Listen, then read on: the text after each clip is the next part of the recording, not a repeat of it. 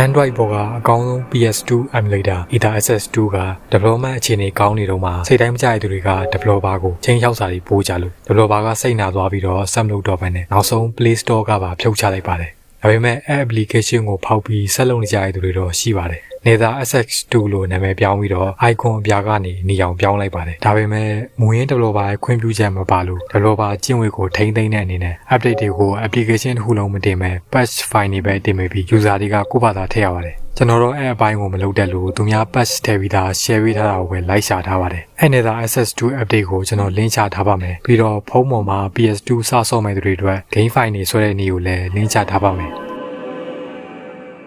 စက်တင်ချိန်ရင်ဂိမ်းတစ်ခုချင်းစီကိုတည်တံ့ချိန်တာကအကောင်းဆုံးပါတကိန်းနဲ့တကိန်းအဆင်ပြေတဲ့စက်တင်ချင်းကွဲနိုင်လို့ပါအဲ့လိုပဲဖုန်းတစ်ခုနဲ့တစ်ခုလည်းစက်တင်ကွာတက်ပါတယ်ကိုအဆင်ပြေတယ်လို့ကြီးချိန်နိုင်အောင်ရှင်းပြပေးပါမယ်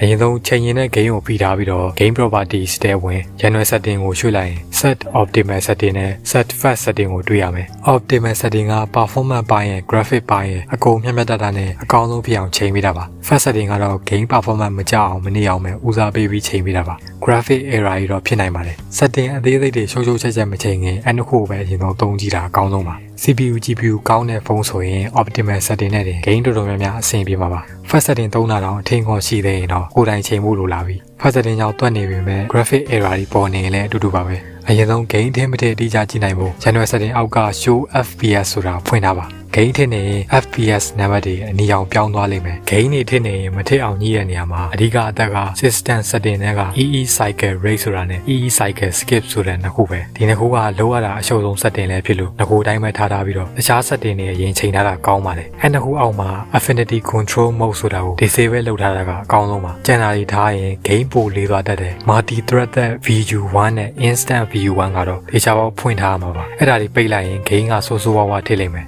Fast C DVD ကဂိမ်းထဲမှာ loading ပြတဲ့အချိန်ကိုပုံမြန်အောင်လုပ်ပေးတာပါဒါပေမဲ့ loading မှန်မှန်မလုပ်ရပဲ error တွေဖြစ်နိုင်လို့ပိတ်ထားတာစိတ်ချရပါတယ် Warn about unsafe setting ကစိတ်မချတဲ့ setting တွေကိုသတိပေးတာတတ်တာပါဖွင့်ထားတာပိတ်ထားတာကိစ္စမရှိဘူး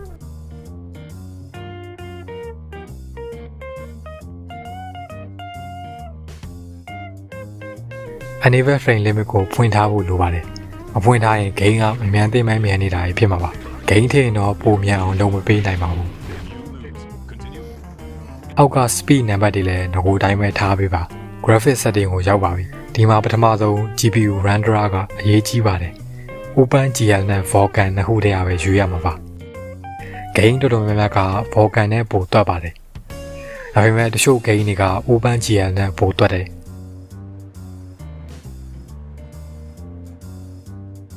App Scale Multiplier ကဂိမ်းရုပ်ထွက် resolution ကိုချိန်ရတာပါ1ကငကို PS2 ရုပ်ထွက်ပါ1တက်နေရင်ပိုဝါးပြီးတော့များရင်ပိုကြည့်မှာပါဒါပေမဲ့ပိုကြည့်လေ graphic ပိုစားလေမို့လို့ကိုဖုန်းကဂိမ်းကိုပိုင်ပိုင်နိုင် run နိုင်မှာ resolution တင်တင်ပါတယ်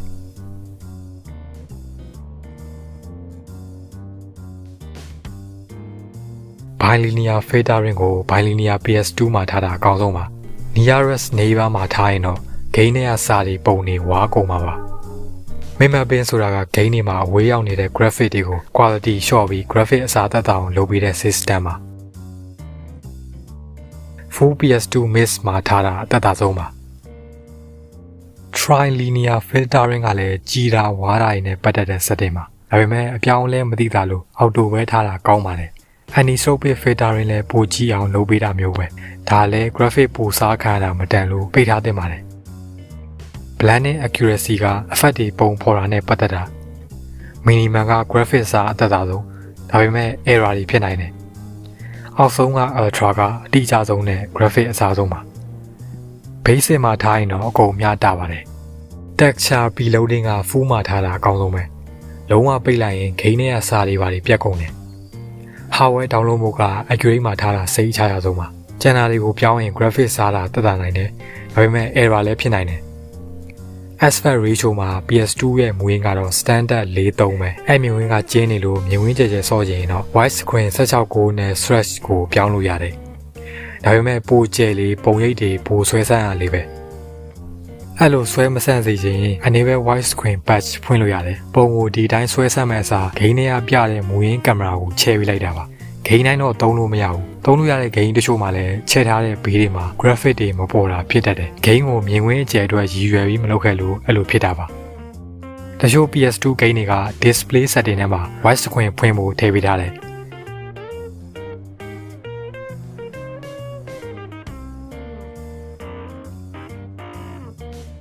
အဲ့ဒါဖွင့်ပြီး aspect ratio 16ကိုထားရင် game ရဲ့ငကို wide screen နဲ့ဆော့လို့ရမှာပါ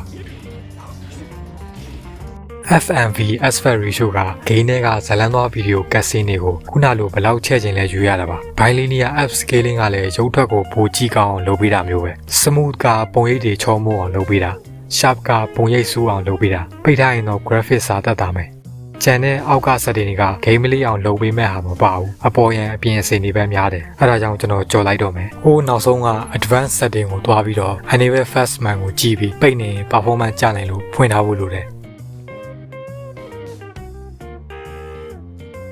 ပြီးရင်အောက်နာက vsync queue size နဲ့ software runtime thread ကိုနံပါတ်1တွေထားလိုက်ပါပိတ်ထားရင်တော့ game တင်နိုင်တယ်ဒါပေမဲ့နံပါတ်1တက်ပိုတင်လဲအပြောင်းလဲသိတာမတွေ့ဘူးနောက်ပြီးတော့အောက်နာက skip presenting duplicate frame ကိုသေချာပေါက်ဖွင့်ထားရမယ် graphic တော်တော်သက်သာအောင်လုပ်ပေးတဲ့ setting မှာ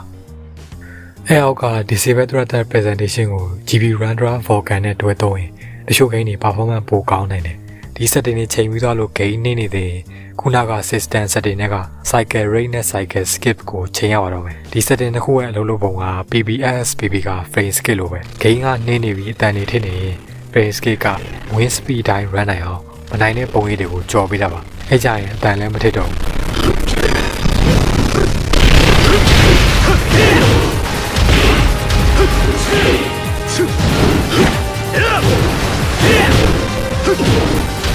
ပေမဲ့ Ether Access 2 မှာ frame scale လောက်တာက PBS PP လောက်မျိုးရှိမှု PS2 game တွေကတကယ်နဲ့တကယ်အလုပ်လုပ်ပုံမတူလို့ပါ cycle rate နဲ့ cycle skip ချိန်ရင် game နဲ့ဝင်လိုက်ထွက်လိုက်တော်တော်လုံးအောင်မလို့ game တွေကထင်နေတဲ့တနေရာမှာ save state လောက်တာရင် setting ချိန်ပြီး save state နဲ့ချက်ချင်းဝင်ကြည့်လို့ရလိမ့်မယ်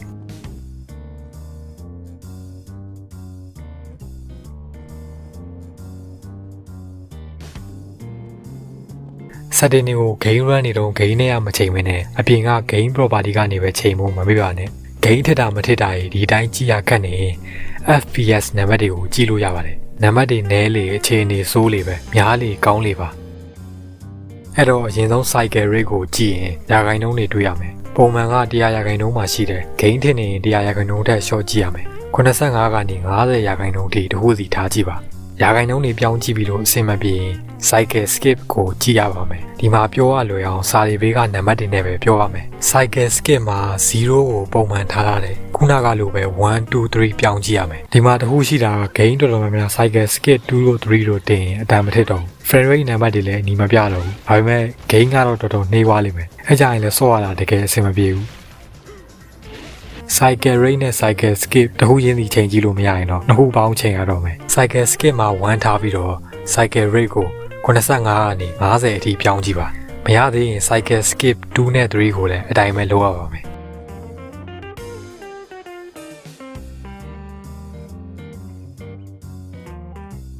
နောက်ပေါ်တဲ့ဖုန်းတွေသုံးနေတော့ CPU GPU တွေကောင်းမှာမလို့ဒီ setting တွေအထိအလုံးရှုပ်ခံချိန်နေကြမလို့ပါဘူး optimal setting fast setting နှစ်ခုပြောင်းအောင်လည်းပဲအဆင်ပြေဖို့များပါတယ် game ကိုစဆော့တုန်းကအကုန်အဆင်ပြေနေပြီးတော့ရုပ်တရက် performance တိုးကျလာပြီးကြာလေထစ်လေဖြစ်လာရင်အဲ့ဒါဖုန်းပူကြောင်ဖြစ်တာပါ